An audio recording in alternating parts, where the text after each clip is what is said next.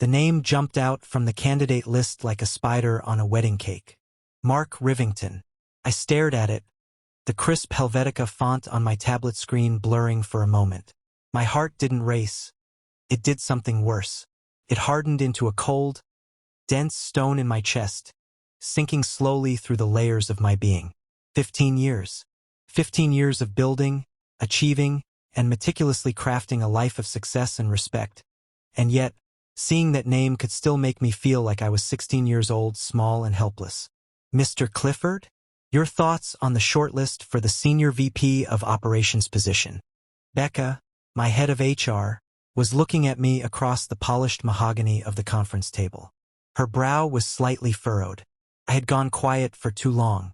I cleared my throat, the sound unnaturally loud in the quiet room. The list looks solid, Becca. Good work. But this one. I tapped the screen where Mark's name, along with his smug, professionally taken headshot, beamed up at me. Mark Rivington. Tell me about him. Becca brightened. Oh, he's a strong contender. Excellent pedigree, Wharton MBA, stints at 2 Fortune 500s. His references are glowing. He's currently at Vapex Dynamics, but he's looking for a more impactful leadership role. Or so his cover letter says. He aced the preliminary screening. Of course he did, I thought. Mark had always been a charmer when he needed to be. He knew how to play the game, how to present a polished, impeccable facade. It was the reality behind the facade that was rotten. Impactful, you say? I kept my voice neutral, a skill I'd mastered through years of boardroom negotiations. Schedule him for the final round. I'll conduct his interview personally. Becca looked pleasantly surprised. You will? That's wonderful. He'll be thrilled. I'll set it up for Friday morning. I gave a curt nod and stood, ending the meeting. Do that. Back in the sanctuary of my corner office on the 40th floor, I walked to the floor-to-ceiling window. My city stretched out before me, a glittering testament to my will. Darks Technologies, a company I built from a dorm room idea into a billion-dollar behemoth. From this vantage point, I was untouchable, a king in my castle. But seeing Mark's name had dragged me back to the mud. It pulled me back to the hallways of Oak Creek High, to the smell of stale bleach and anxiety. He hadn't just bullied me. He had systematized my misery.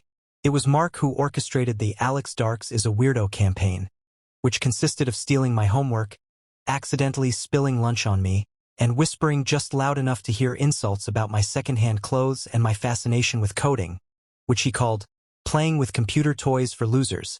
The worst memory, the one that still had the power to send a phantom ache through my ribs, was the day of the physics final. I had studied for weeks. It was my ticket, I thought, to a scholarship, to an escape. Mark, who had partied through the semester, cornered me by the lockers an hour before the exam. Darks, he'd said, his voice a low, friendly sneer that was only for me. You're going to let me sit behind you, and you're going to slide your answer sheet to the edge of the desk. My throat had gone dry. No, Mark, I can't. His smile didn't waver.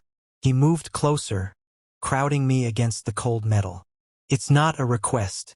You do this, and maybe people will stop finding dog shit in your locker. You don't.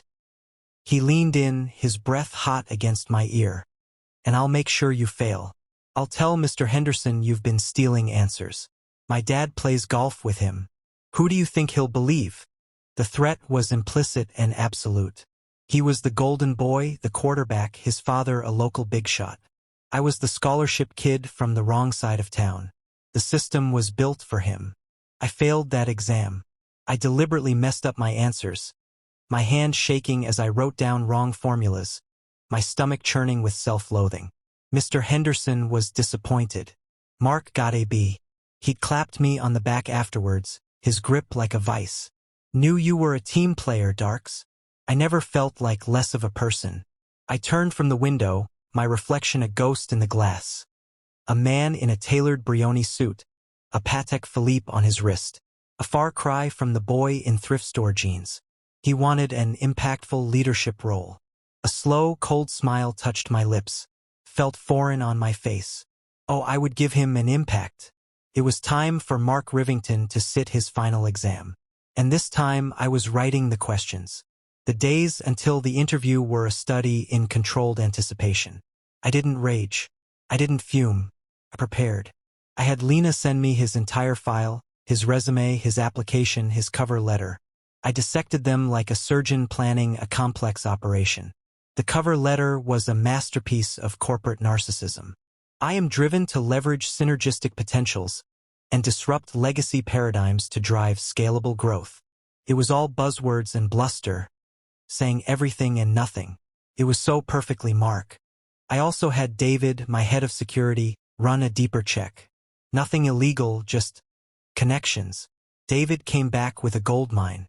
Mark's father's construction business had taken a nosedive after the 2008 crash and never fully recovered.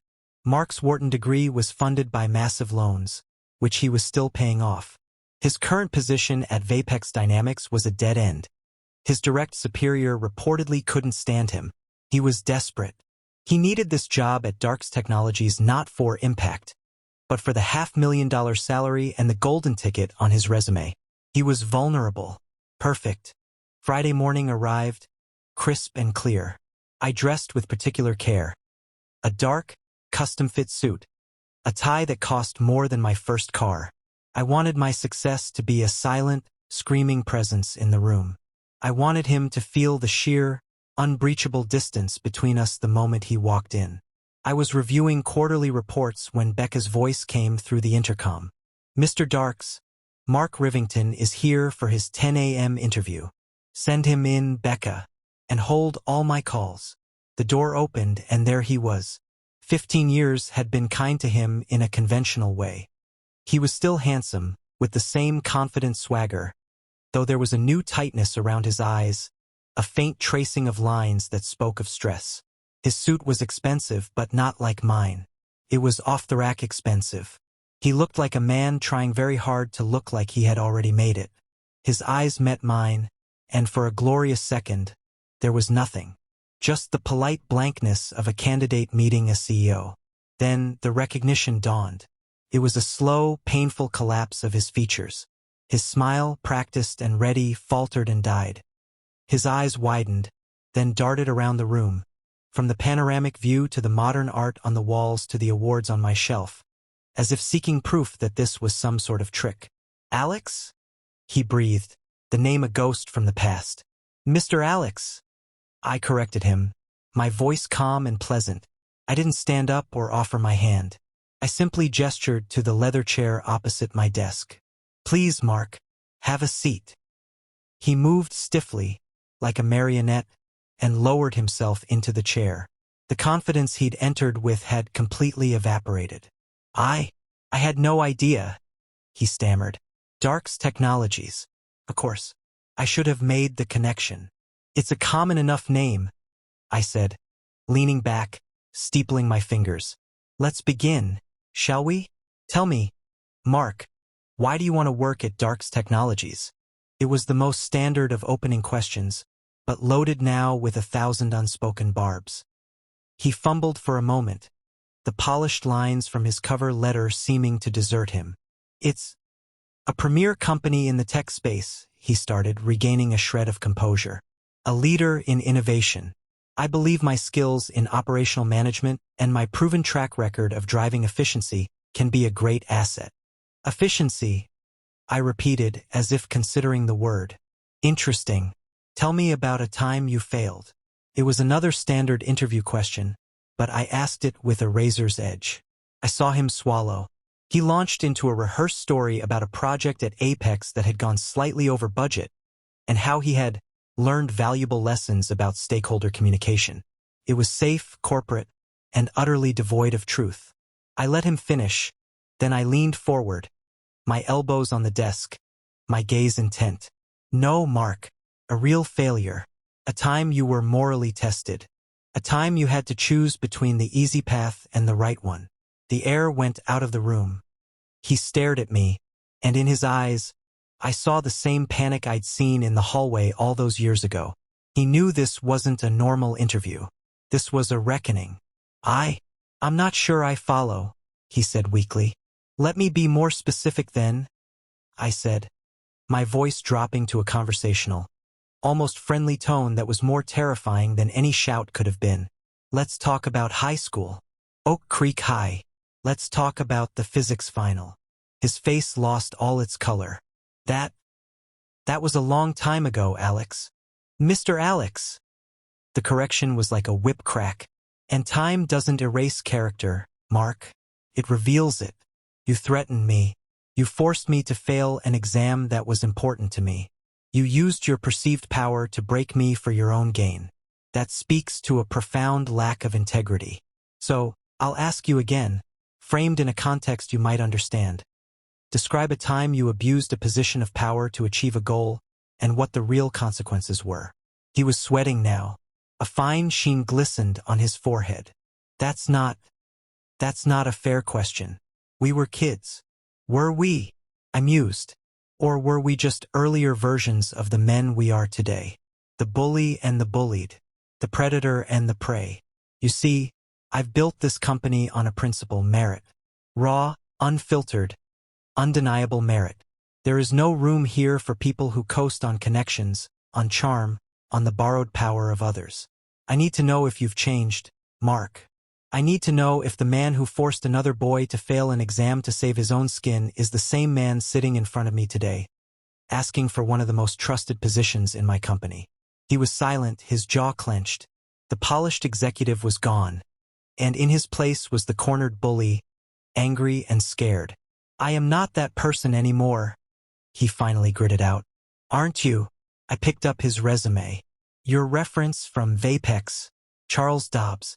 He's your uncle, isn't he? That's how you got the job.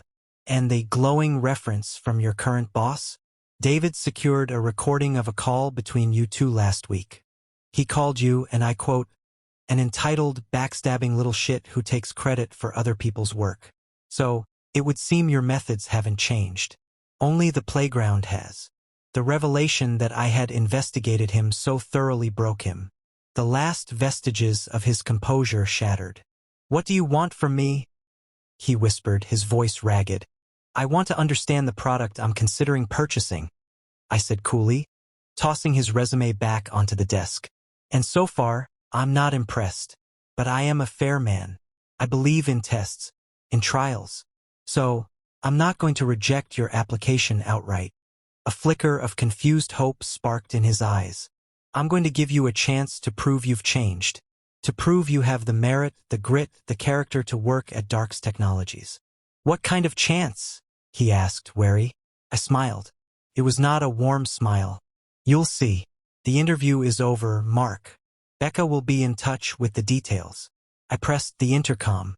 Becca, Mr. Rivington is leaving. He stood up, unsteady on his feet. He looked at me, a mixture of hatred and sheer, undiluted fear in his eyes. He didn't say another word. He just turned and walked out, closing the door softly behind him, a defeated man leaving the Darks room. I swiveled my chair back to the window. The sun was high over the city. The first part of the plan was complete. The hook was set. Now it was time to play the line. Becca was in my office within minutes, her expression one of pure confusion. Sir? What was that about? The microphone in your office. It's standard for HR records. I heard some of that. I turned to her. Becca had been with me since the early days. She was fiercely loyal and sharp as a tack. She knew the story of my past. I'd shared bits and pieces over late nights and impossible deadlines. Becca, I said, what you heard stays between us. That man. He represents everything I've fought against my entire life. The casual cruelty of privilege. The belief that some people are meant to be stepping stones. So you're rejecting him? I'll send the email immediately. No, I said, and her eyes widened. No, a simple rejection is a mercy. It's an ending. He would just go elsewhere, tell himself I was holding a grudge, and never learn a thing. He would remain the same Mark Rivington. Then what are you going to do? Becca asked. I'm going to offer him a job, I said, watching the shock register on her face. But not the one he applied for. I laid out the plan. We would create a new position, a special projects role reporting directly to me. It would be framed as an ultra-prestigious, high-visibility fast-track for executive leadership. The title would be flattering: Director of Strategic Operational Integration. The salary would be the same as the SVP role he'd originally wanted. On paper, it would look like he'd won the lottery. In reality, it was a trap. The role would be designed to be impossible.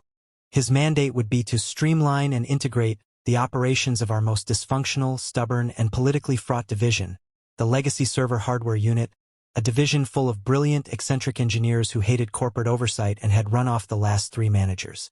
His key point of contact would be Anya Sharma, our legendary and notoriously difficult lead systems architect.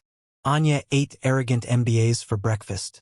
His projects would be critical to the company's future, but in reality they would be pet projects of mine that were doomed to fail, initiatives that required cooperation from departments that would never give it, based on market data I knew was flawed. He would be given all the responsibility but none of the authority. He would be set up to fail spectacularly and publicly.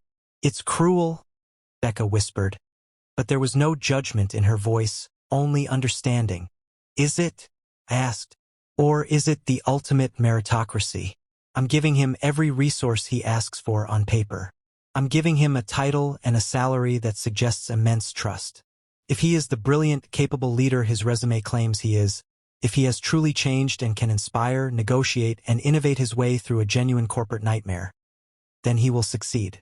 He will have earned my respect and the job, for real.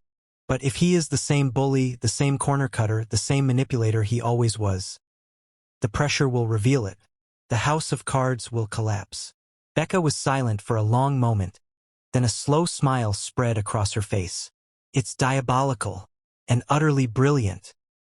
He'll be chasing his own tail until he drops from exhaustion." "Exactly," I said. "Call him, make the offer, sell it. Tell him I was impressed by his resilience in the face of tough questioning, that I see raw potential that needs to be honed in a fire. Make him believe he's won." Becca nodded, her professional mask back in place. "I'll make the call." The offer was made that afternoon. As I listened in on the call from my office, I could hear the transformation in Mark's voice. The defeat from the morning was gone, replaced by a triumphant, barely contained glee. He tried to sound professional, but I could hear the smugness creeping back in. He was thinking he had beaten me. He had faced me down, endured my little tantrum about the past, and still walked away with a plum job. He was, in his mind, still the winner. He accepted immediately. The stage was set. The pawn was in play. The first month was a masterpiece of slow-burn torture. I scheduled weekly one-on-one meetings with Mark. I would sit there in my CEO chair, and he would present his progress. And it was a parade of disasters. "Anya Sharma is being completely unreasonable," he complained during our second meeting, his face flushed with frustration. "She refuses to allocate her team's time to the new integration protocol. She says it's architecturally unsound." "Anya is one of the brightest minds in the industry," I said calmly. "You need to win her over, persuade her, show her the data. Leadership isn't about authority, Mark. It's about influence." I was giving him the same platitudes he'd probably read in a business management book, knowing full well that Anya found him insufferable and that my data was, in fact, flawed. He would leave my office seething, tasked with the impossible. Next, it was the budget for his flagship project. "He wants how much?" I asked, feigning shock as I looked at his request for a massive budget to hire external consultants. "Mark, this is a test of your ability to do more with less. You need to be resourceful. Work with the team you have. If you can't manage a budget, how can you manage an entire division?" I watched as the pressure began to etch itself permanently onto his face.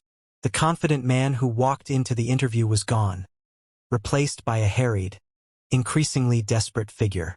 He started working late, his office light always the last one on. He grew snippy with his assistant. The mask was slipping. The true beauty of my plan was that every failure was his own. I hadn't sabotaged any of his projects directly.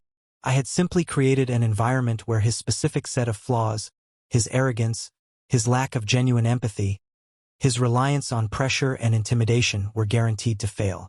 He tried to bully Anya's team. They simply ignored him. He tried to take credit for a junior engineer's idea. The entire division found out and froze him out. He was isolated, circling the drain. After 3 months, I decided it was time to turn the screw one final time. I called him into my office for a performance review. This time, the setting was different. I didn't sit behind my desk. I led him to a small sitting area with 2 armchairs. It felt more intimate, more confrontational. "Mark," I began, my tone somber, "your performance is not meeting expectations." He looked like he hadn't slept in a week. "I know, Alex, Mr. Alex, but the obstacles, the people here, they're resistant to change. They're actively working against me." "Are they?" I asked softly. "Or are you failing to lead them? You see, I've been watching you closely. You demand respect, but you don't earn it. You issue commands, but you don't build consensus. It reminds me of someone who thought he could get through life by pushing others down." He stared at me, the truth finally dawning in his bloodshot eyes. This wasn't about his performance. This had never been about his performance. "This is about high school, isn't it?" he said, his voice trembling with a mixture of rage and despair. "This is your revenge. You set me up to fail. This whole job, it was a lie." "Revenge," I repeated as if considering the word for the first time. "No, Mark, this isn't revenge. Revenge is emotional. It's hot. This is an audit. Quality control test. I had a hypothesis. That the boy who bullied me was fundamentally lacking in the character required for true, lasting success. I gave you a platform, a title, and a salary that should have allowed you to prove my hypothesis wrong. I gave you every opportunity to show me you had grown, that you were more than the sum of your worst moments." I leaned forward, my gaze locking with his. "Your project is 6 weeks behind schedule. You've blown through 150% of your Q2 budget. Morale in the hardware division is at an all-time low, and I have 3 formal complaints against you for unprofessional conduct. You didn't need me to sabotage you, Mark. You did this to yourself. You are failing for the same reason you needed to cheat on that physics exam, because you lack the core integrity and skill to succeed on your own merit." The truth, delivered not as a shout but as a calm, clinical diagnosis, was a weapon against which he had no defense. All the bluster, the charm, the aggression, it melted away, leaving behind a raw, broken man. He looked down at his hands. "What happens now?" he mumbled. "Now you have a choice," I said. "You can resign. Today. We'll part ways. You can tell your next potential employer that the culture at Darkstech wasn't a good fit. It happens. Or I can fire you for incompetence and creating a hostile work environment. I'll have to be honest in my reference calls, of course. It was no choice at all. Resignation allowed him a shred of dignity. Firing would be a career-ending scarlet letter." He looked up at me, and for a single startling moment, I saw not a bully, but just a man. A tired, defeated, middle-aged man who had flown too close to a sun he didn't understand was artificial. "I'll resign," he whispered. I nodded. "I think that's wise. Clear out your desk. Becca will have the paperwork ready." He stood up. His movements are those of an old man. He walked to the door and paused, his hand on the knob. He didn't look back. "All over a stupid high school test," he said, more to himself than to me. "No, Mark," I said, my voice final. "It was never about the test." He left, closing the door with a soft, definitive click. Silence filled the office. The only sound was the faint hum of the city below. I expected to feel a surge of triumph, of euphoric victory. The boy from the wrong side of town had finally toppled the golden boy. But it wasn't there. Instead, I felt a profound and empty calm. It was over. The ghost that had haunted me for 15 years had been exorcised not with a bang, but with a whisper and a resignation letter. I had proven my point with mathematical precision. I had won. So why did it feel so hollow? I thought the revenge would fill some void in me, the one carved out by years of feeling powerless. But as I looked at the empty chair where Mark had just been sitting, I realized that void had been filled long ago, by my own achievements, by the company I built, by the respect I had earned. Destroying Mark didn't add to that, it was just an item on a forgotten checklist. I had spent 3 months and significant mental energy orchestrating the downfall of a man who was, in the grand scheme of my life, irrelevant. I had become the puppeteer of a tragedy. But the play was small and the audience was only me. A week later, Becca brought in his formal resignation letter and the final HR paperwork. "It's done," she said, placing it on my desk. "He cleaned out his desk last night after everyone had left." "No fuss." I nodded. "Thank you, Becca, for everything." She hesitated. "Can I ask you a question, Alex? Off the record." "Of course," I replied. "Was it worth it?" she asked. I looked out at the city, my city, and then back at the stack of papers on my desk. They represented the end of a long, cold war. "It was necessary," I said finally. "It was a chapter one needed to close. But worth it?" I picked up a prototype of our new neural interface chip, a project that would change lives. "No. This is worth it. Building is always more satisfying than breaking." I scrawled my signature on his termination form, the final act of the drama. "Let's move on, Becca. We have a company to run." She smiled, a genuine, relieved smile. "Yes, sir." As she left, I turned back to the window. The sun was setting, casting the skyline in hues of orange and purple. The past was finally, truly, behind me. The revenge I had craved for so long had been a mirage.